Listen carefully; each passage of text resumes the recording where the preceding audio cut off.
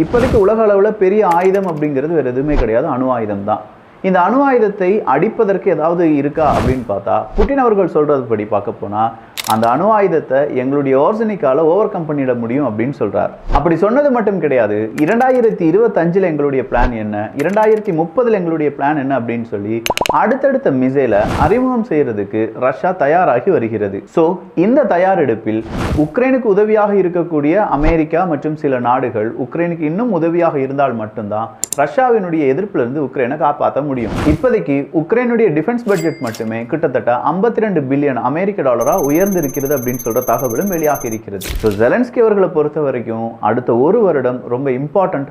Donald Trump அவர்களுடைய உதவி கிடைக்கவில்லை என்றால் உக்ரைனுக்கான உதவிகள் பாதியாக குறையும்.